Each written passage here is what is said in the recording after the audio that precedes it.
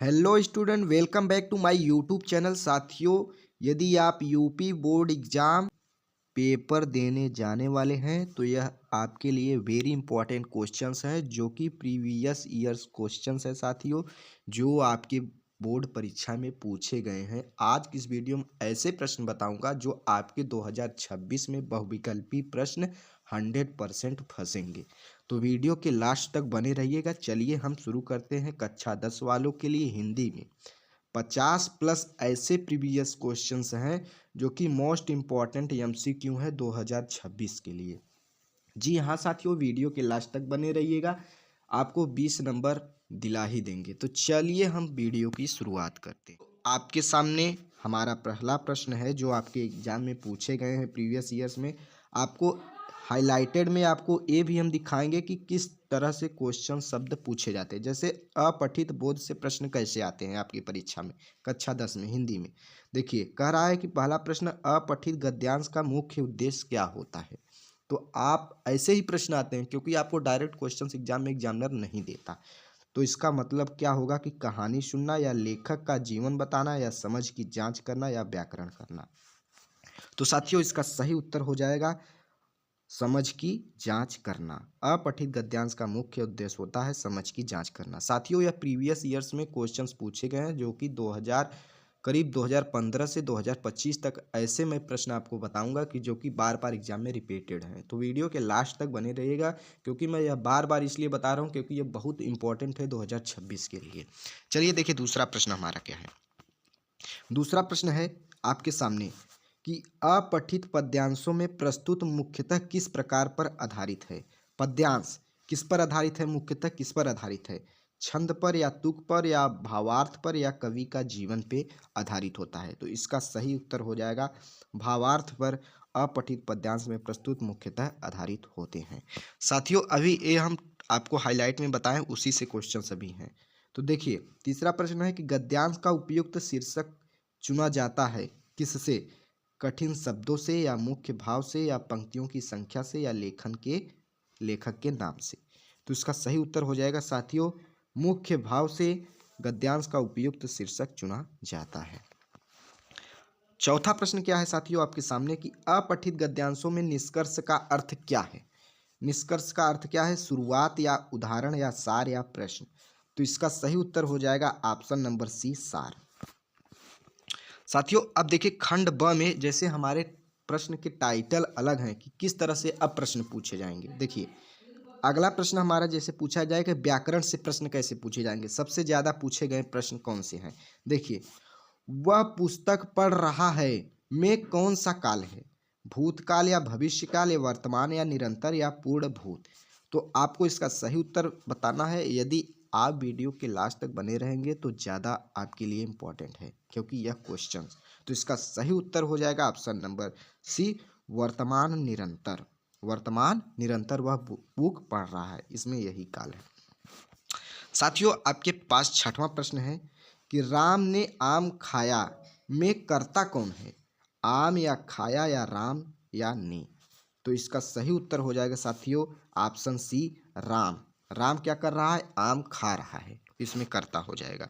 अब साथियों, प्रत्यय से प्रश्न इंपॉर्टेंट है जो कि अधिकतर पूछे जाते हैं कि लड़कपन शब्द में प्रत्यय क्या है, लड़क, या पन, या ता, या ई। तो प्रत्यय में यानी कि आपको पीछे शब्द जुड़ना चाहिए। जैसे इसका उत्तर हो जाएगा ता। कौन सा प्रत्यय है, ता प्रत्यय। तो इसका सही उत्तर हो जाएगा सॉरी पन, लड़कपन है ना, तो इसका उत्तर हो जाएगा बी, लड़कपन शब्द में प्रत्यय जो कि तुम्हारा क्या है, पन, क्योंकि पीछे जुड़ना चाहिए। जैसे लड़कपन, जो शब्द ऑप्शन में दिया गया हो वह पीछे जुड़ना चाहिए। और अगला प्रश्न क्या है हमारा साथियों, राजकुमार में समास कौन सा है। राजकुमार में समास कौन सा है, द्वंद्व समास, या कर्मधारय, या तत्पुरुष, या बहुव्रीहि। तो इसका सही उत्तर हो जाएगा तत्पुरुष समास, जो कि राजकुमार में समास। साथियों, नौवां प्रश्न आपके सामने है। स्टूडेंट छात्रों, वीडियो के लास्ट तक बने रहिएगा। इसी तरह के इंपॉर्टेंट प्रश्न हर एक टॉपिक से जिस तरह से आपके बोर्ड परीक्षा 2026 में आएगा। देखिए, नीला आकाश में विशेषण शब्द है आकाश, या नीला, या नीला आकाश, या कोई नहीं। तो इसका सही उत्तर हो जाएगा ऑप्शन नंबर बी, नीला, नीला। साथियों 10वां प्रश्न है कि जो मेहनत करता है वही सफल होता है में वाक्य कौन सा है, सरल या संयुक्त या मिश्रित या आज्ञार्थक।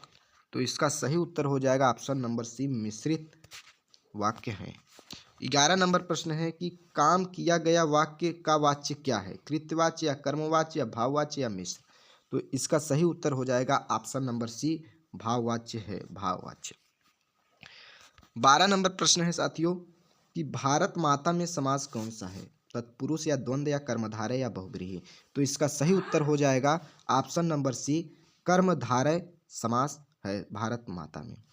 आपके सामने साथियों खंड सी गद्य से कैसे प्रश्न पूछे जाते हैं, जो कि PYQ प्रीवियस ईयर्स क्वेश्चंस हैं। और गद्य से यानी कि गद्य से कैसे प्रश्न बहुविकल्पी में पूछे जाते हैं। तो चलिए आपके सामने पहला प्रश्न है कि नेताजी का चश्मा पाठ के लेखक कौन है, प्रेमचंद या हरिशंकर परसाई या जयशंकर प्रसाद या महादेवी वर्मा।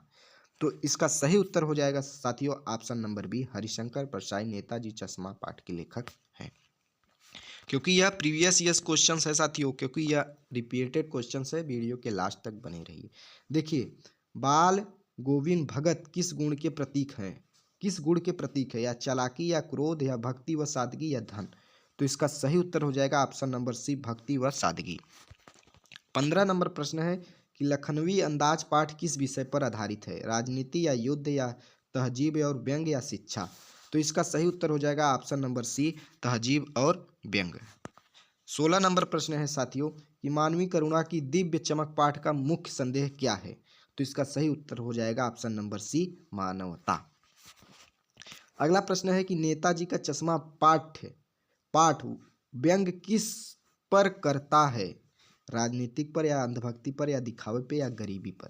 तो इसका सही उत्तर हो जाएगा दिखावे पर। अगला प्रश्न है खंड डी में हमारा है, आपको खंड डी नहीं दिया होगा, लेकिन मैं इस पे आपको एक्सप्लेनेशन के साथ बताना चाहता हूँ कि आपको समझ में आए किस टॉपिक से कैसे प्रश्न आते हैं, और जो कि आपके एग्जाम की दृष्टि से बहुत महत्वपूर्ण है।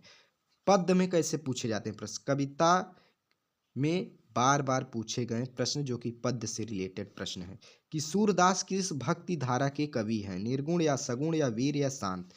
तो सूरदास किस भक्ति धारा के कवि हैं। तो इसका सही उत्तर हो जाएगा साथियों सगुण, इसका option B is right answer. चलते हैं साथियों 19 नंबर प्रश्न, तोप कविता के कवि कौन है, तोप कविता के कवि कौन है। तो इसका सही उत्तर हो जाएगा ऑप्शन नंबर सी, नागार्जुन। अगला प्रश्न है आपका क्या, आत्मात्राण कविता में कवि क्या चाहता है, धन या प्रसिद्ध या आत्मबल या शक्ति। तो इसका सही उत्तर हो जाएगा ऑप्शन नंबर सी, आत्मबल। 21 नंबर प्रश्न है कि उत्साह कविता किस भाव को व्यक्त करती है, उत्साह कविता किस भाव को व्यक्त करती है। तो इसका सही उत्तर हो जाएगा, तो साथियों इसका सही उत्तर हो जाएगा 21 नंबर का ऑप्शन नंबर सी, उत्साह। क्या उत्साह कविता किस भाव को व्यक्त करती है, उत्साह को। तो आपके सामने 22वां प्रश्न क्या कह रहा है, वीर रस का स्थायी भाव क्या है। तो वीर रस का स्थायी भाव क्या है साथियों, वीर रस का स्थायी भाव जो कि क्या होता है तुम्हारा उत्साह, क्या उत्साह। 23 नंबर प्रश्न में खंड ई में किस तरह से, जैसे लेखन और कौशल 2026 के लिए बहुत जरूरी है ये।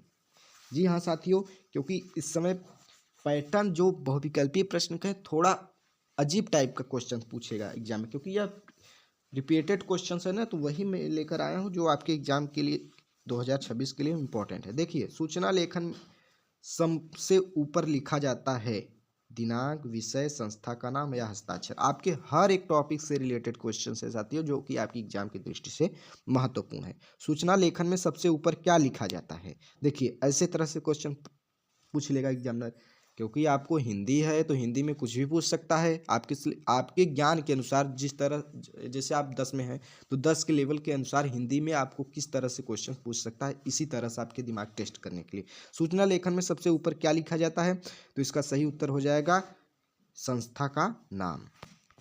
देखिए, 24 नंबर प्रश्न है कि पत्र लेखन में संबोधन के बाद क्या आता है। 24 नंबर प्रश्न का उत्तर हो जाएगा ऑप्शन नंबर बी, मुख्य भाग आते हैं। 25 नंबर में जैसे अनुच्छेद लेखन का सबसे महत्वपूर्ण गुण क्या है, अनुच्छेद लेखन का सबसे महत्वपूर्ण क्या है, कठिन शब्द या लंबाई या विषय की एकता या अलंकार। तो इसका सही उत्तर हो जाएगा ऑप्शन नंबर सी, विषय की एकता। अब साथियों अब देखिए खंड एफ, मैंने खंड F A B C D इसलिए लाया गया क्योंकि टॉपिक रिलेटेड क्वेश्चन है। जैसे भाषा रस अलंकार 2026 के लिए हॉट, मतलब ये बहुत इंपॉर्टेंट है। क्या? बहुत इंपॉर्टेंट है। जी हाँ साथियों, चलिए अब शुरू करते हैं। भाषा का मानक रूप क्या कहलाता है? भाषा का मानक रूप क्या कहलाता है? तो आपके पास 4 ऑप्शन दिए गए हैं, इसका उत्तर हो जाएगा ऑप्शन नंबर सी, खड़ी बोली। अब राम श्याम में समास है, राम श्याम में समास है, कौन सा समास है? तो इसका सही उत्तर हो जाएगा ऑप्शन नंबर बी, जो कि द्वंद्व समास है। क्या? द्वंद्व समास है। राम श्याम में समास कौन सा है? तो द्वंद्व समास।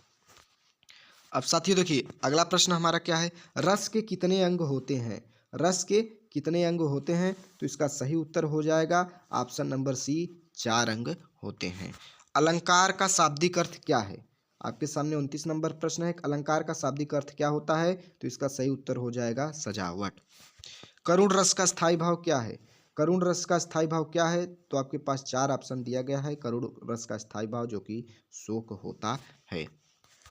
अब साथियों देखिए एक्स्ट्रा मोस्ट इंपॉर्टेंट क्वेश्चंस कैसे पूछे जाते हैं। जैसे एक्स्ट्रा में आपको जैसे और क्या पूछे जा सकते हैं, एक्स्ट्रा मोस्ट एक्सपेक्टेड 2026 के लिए क्या है?